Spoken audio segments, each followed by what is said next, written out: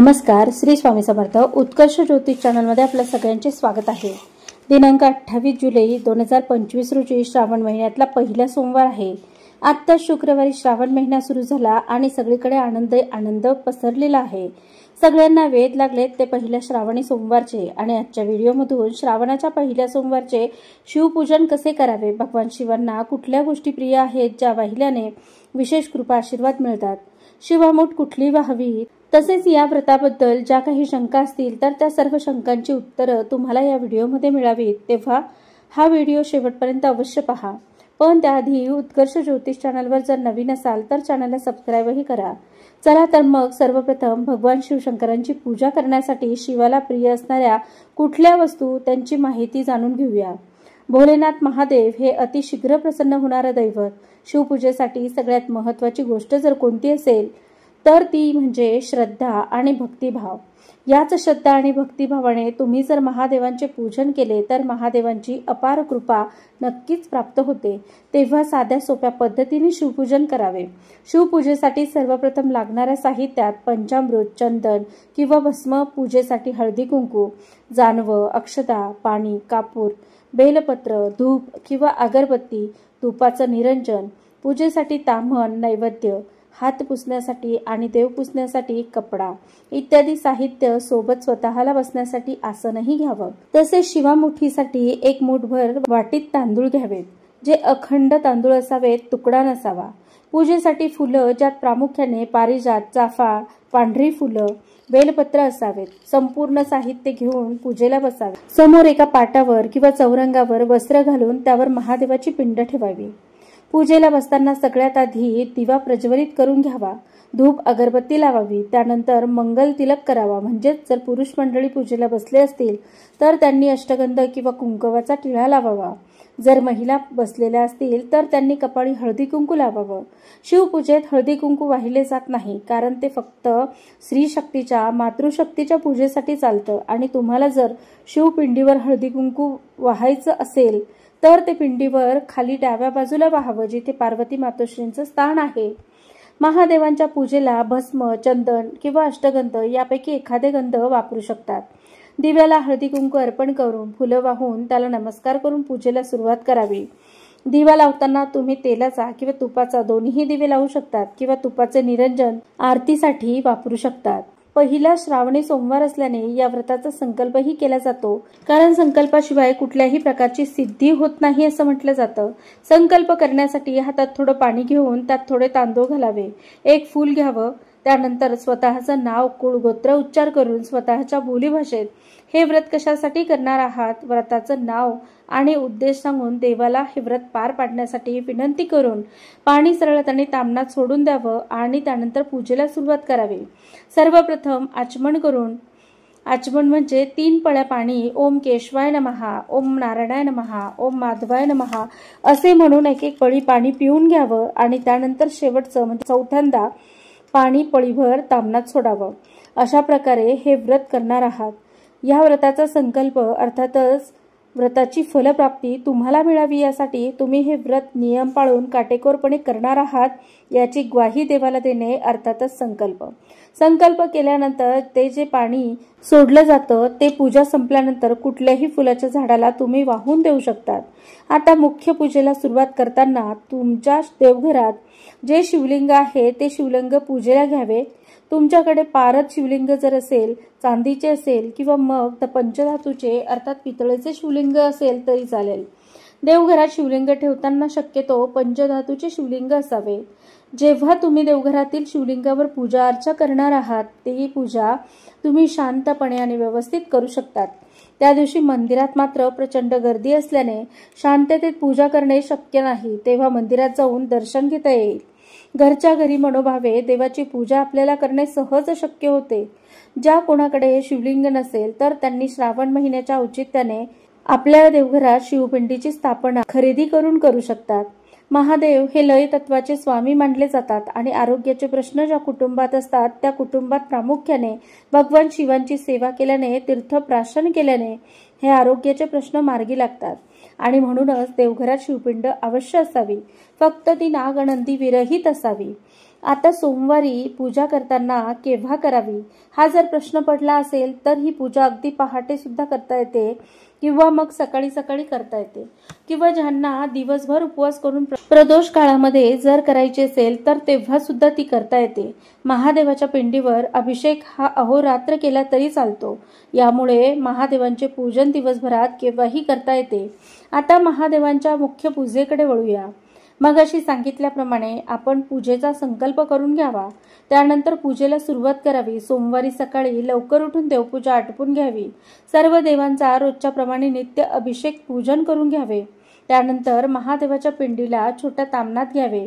देवघरातील ज्या ठिकाणी पिंड ठेवलेली असते त्या ठिकाणी थोड्याशा अक्षता घालून पिंड उचलून ताम्हणात घ्यावी व त्यानंतर जिथून पिंड उचलली तिथेही थोड्या अक्षता घालाव्यात। पिंड ताम्हणात घेतल्यानंतर पिंडीला पळीभर शुद्ध पाणी घालावे। त्यानंतर पुन्हा पळीभर पाणी घालून पाण्यात गंध कापूर अत्तर घालून वाहावं। त्यानंतर शुद्ध पाणी 4 पळ्या वाहून झाल्यानंतर 5 पळ्या पंचामृत वाहावं। त्यानंतर पुन्हा 5 पळ्या शुद्ध पाणी वाहावं।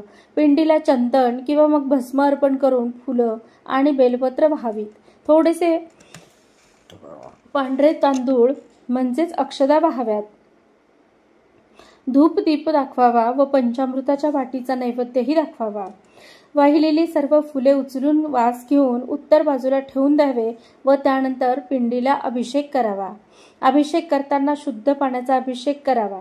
अभिषेक करताना सर्वप्रथम गणपती अथर्वशीर्ष, रुद्र संस्कृत किंवा मराठी 1 वेळा गायत्री मंत्र, संजीवनी मंत्र, अमृत संजीवनी मंत्र, महामृत्युंजय मंत्र, कालभैरवाष्टक, शिव कवच स्तोत्र, शिव महिमा स्तोत्र, 12 ज्योतिर्लिंग स्तोत्र, रामरक्षा, श्री सूक्त आणि शिव अष्टोत्तर शतनामावली म्हणून शिवहर शंकर नमामि शंकर शिवशंकर शंभो, हे गिरिजापती भवानी शंकर शिवशंकर शंभो हे भजन 11 वेळा अवश्य म्हणावे। अशा पद्धतीने अभिषेक केल्यानंतर पिंडीला स्वच्छ धुवून पुसून जागेवर स्थानापन्न करावं। मग तुम्ही देवघरात ठेवणार असाल तर देवघराच्या जागेवर ठेवावं किंवा मग पाटावर तुम्ही मांडणार असाल तर पाटावर स्वच्छ पांढरा कपडा अंथरून त्यावर मध्यभागी शिवपिंड ठेवावी। त्यानंतर पिंडीला जानवं अर्पण करावं। तुम्ही वस्त्र अर्पण करणार असाल तर वस्त्र नाहीतर पांढऱ्या अक्षता अर्पण कराव्यात। त्यानंतर पिंडीला अष्टगंध किंवा चंदनाचा गंध लावावा व भस्म असल्यास भस्मही अर्पण करावे। थोड्याशा अक्षता वाहाव्यात, फुलं वाहावीत। फुलांसोबतच जर तुम्हाला कमलगट्टे अर्पण करायचे असेल तर तेही तुम्ही करू शकतात, कारण भगवान शिवांना कमलपुष्प प्रिय असल्याने कमलपुष्पाऐवजी सहज उपलब्ध होणारी गोष्ट म्हणजे कमलगट्टे, ती आपण अर्पण करू शकतो। त्यानंतर बेलपत्र वाहावेत। बेलपत्र वाहताना तुटलेले, चिरलेले, खराब झालेले बेलपत्र कधीही शिवपिंडीवर वाहिले जात नाहीत। बेलपत्राची माहिती सांगणारा एक व्हिडिओ आपल्या चॅनलवर उपलब्ध आहे, त्याचीही लिंक डिस्क्रिप्शन बॉक्समध्ये मिळेल, तिचाही लाभ घ्यावा। भलेही बेलपत्र वाहताना एकच बेलपत्र वाहा किंवा मिळाले तर 108 वाहा, मात्र अर्पण करताना खराब असलेले बेलपत्र वाहू नका। तुमच्याकडे जर 108 बेलपत्र असतील तर तुम्ही शिव अष्टोत्तर नामावली म्हणून एक बेलपत्र अर्पण करू शकतात। सोमवारी कधीही बेलपत्र तोडले जात नाहीत। बेलाच्या झाडाला स्पर्श सोमवारी केला जात नाही किंवा कुठल्याही प्रकारे इजा देखील केली जात नाही, म्हणून आदल्या दिवशीच बेलपत्र तोडून ठेवावे। बेलपत्र वाहताना कायम लक्षात असावी अशी एक गोष्ट म्हणजे बेलपत्र वाहताना बेलपत्र वाहताना देठाच्या भागाला जी गाठ असते ती गाठ खुडून टाकावी, काढून घ्यावी व त्यानंतर ते बेलपत्र पालथे शिवपिंडीवर वाहावे। बेलपत्राचा जो गुळगुळीत भाग असतो तो शिवपिंडीवर आतल्या बाजूने यावा, या पद्धतीने बेलपत्र अर्पण करावं। त्याचबरोबर धोत्र्याचे काटेरी जे फळ असते तर तेही तुम्ही शिवपिंडीला वाहू शकतात। सोबतच पांढऱ्या गोकर्णीची फुलं किंवा निळ्या गोकर्णीची फुलं शिवपिंडीवर वाहता येतात। झेंडूची, शेवंतीची फुले देखील महादेवांना चालतात। त्यानंतर धूप दीप ओवाळावा व नैवेद्य अर्पण करावा। नैवेद्यामध्ये खडीसाखर, गुळ खोबरं, फळं अर्पण करू शकतात किंवा प्रदोषकाळी पूजा करणार असाल तर तुम्ही जे अन्नपदार्थ बनवले असतील तेही तुम्ही देवाला नैवेद्य अर्पण करू शकतात। नैवेद्याला उपवासाचेच पदार्थ हवेत का, तर असा कुठलाही नियम सांगितला जात नाही, कारण उपवास हा मनुष्याला असतो, देवाला नाही। त्यामुळे तुम्ही जे पदार्थ ठेवणार असाल ते उपवासाचे किंवा उपवास नसणारे पदार्थही चालतील। त्यानंतर पहिला सोमवार असल्यामुळे पहिल्या सोमवारची शिवामूठ आहे तांदूळ। 1 मूठ अखंड तांदूळ घेऊन ते मूठभर शिवपिंडीवर वाहिले जातात। उभी मूठ धरून थोडे थोडे दाणे सोडत ही शिवामूठ अर्पण करावी। लग्न झाल्यानंतर पहिल्या वर्षापासून सवाष्ण स्त्रिया 5 वर्षापर्यंत हे शिवामुठीचे व्रत करतात। काही सौभाग्यवती स्त्रिया या कायमचे व्रत करताना दिसतात। ज्या स्त्रिया शिवामुठीचे व्रत करत नसतील तरी देखील त्या अखंड तांदूळ वाहू शकतात। शिवामूठ अर्पण करताना ओम नमः शिवाय शांताय पंचवक्त्राय शूलिने शृंगी भृंगी महाकाल गणयुक्ताय शंभवे असा मंत्र म्हणावा। मराठीमध्ये तुम्हाला जर म्हणायचे असेल तर शिवा शिवा महादेवा माझी शिवामूठ ईश्वरा देवा, सासू सासऱ्यांची दीर जावा नंदांची नवऱ्याची नावडती आहे ती आवडती कर रे देवा। किंवा जर मग एखाद्या पुरुषाने हे व्रत केले असेल आणि पूजा करत असतील तर तेही शिवामूठ वाहू शकतात। त्यावेळेस शिवा शिवा महादेवा माझी शिवामूठ ईश्वरा देवा, मनातल्या सगळ्या इच्छा पूर्ण कर रे देवा, अशा पद्धतीने म्हणून ती शिवामूठ शिवलिंगावर वाहू शकतात। प्रत्येक सोमवारी वेगवेगळी शिवामूठ असते। पहिल्या सोमवारी तांदळाची शिवामूठ असल्याने ती वाहावी। भगवान शिवांना तांदूळ अतिशय प्रिय आहेत।